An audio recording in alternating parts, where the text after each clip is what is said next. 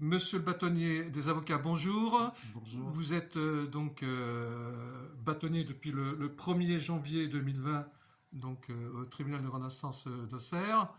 Actuellement, il y a un mouvement de grève des professions libérales, des avocats. Est-ce que vous pouvez nous expliquer les raisons pour lesquelles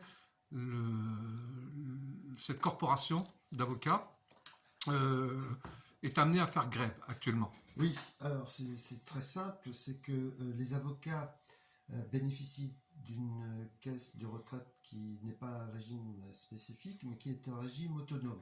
C'est-à-dire que cette caisse est abondée par les cotisations des avocats, elle est bénéficiaire, et d'ailleurs, elle reverse chaque année environ 100 millions d'euros pour combler le déficit des autres caisses.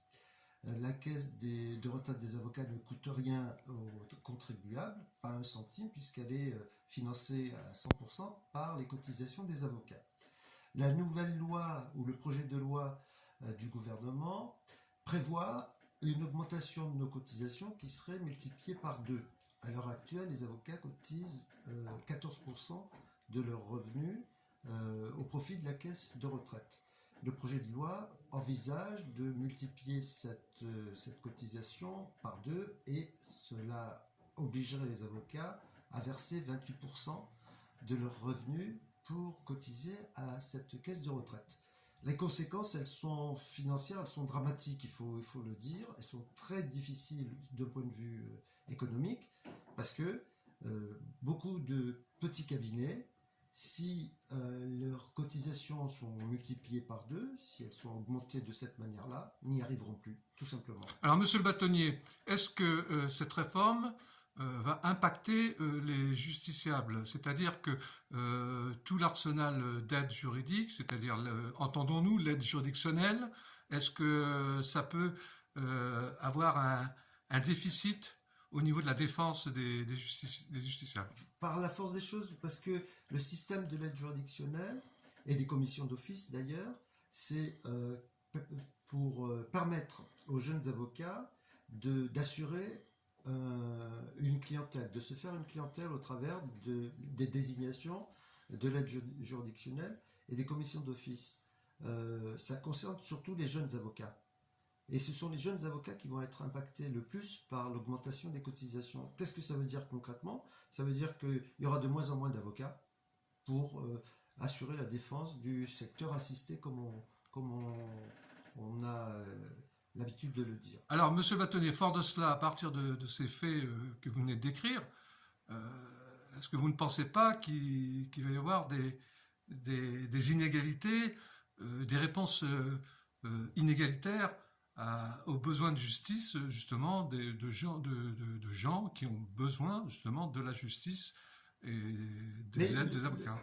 Les avocats ont un système qui, justement, permet aux plus démunis d'être défendus de la même manière que quelqu'un qui réglerait des honoraires. Le système, il est solide, il fonctionne. Et aujourd'hui, le projet de loi risque de déséquilibrer ce système qui permet aujourd'hui, encore une fois, je le répète, à ceux qui n'ont pas les moyens de payer directement un avocat, de demander l'aide de l'État, du système de l'aide juridictionnelle, pour pouvoir avoir les moyens de se défendre grâce à l'intervention d'un avocat. Mais s'il y a de moins en moins d'avocats qui acceptent le bénéfice de l'aide juridictionnelle, il y aura par la force des choses de moins en moins de gens qui pourront être assistés par un avocat commis d'office ou au titre de l'aide juridictionnelle. Monsieur le bâtonnier, dernière question. Comment voyez-vous l'issue de cette grève? Bien, elle est bien incertaine. Ce que j'espère, c'est que avec la garde des Sceaux, le ministre de la Justice, des négociations sont en train d'être menées.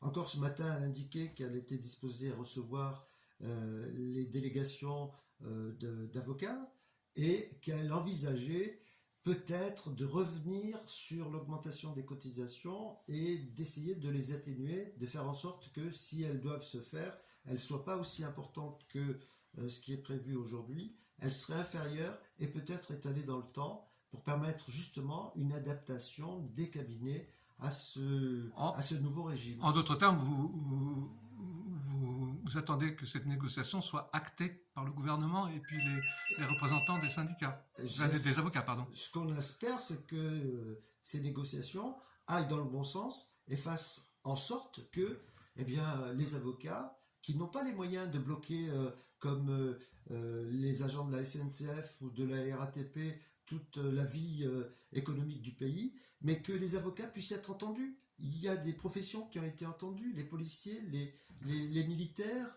dans l'aviation civile également, on a été entendus. Alors on parle, monsieur le bâtonnier, de grève glissante. Qu'entendez-vous par là? Alors c'est une grève, elle n'est pas glissante. Aujourd'hui, il a été décidé, en tous les cas en ce qui concerne le barreau d'Auxerre, que la grève se poursuivrait et elle est fixée jusqu'au dimanche 12 janvier inclus. À la suite de ce qui va être négocié, décidé dans la semaine par le gouvernement et nos syndicats, je pense qu'on se réunira pour décider de la suite à donner à ce mouvement. Monsieur le bâtonnier, je vous remercie. Je vous en prie.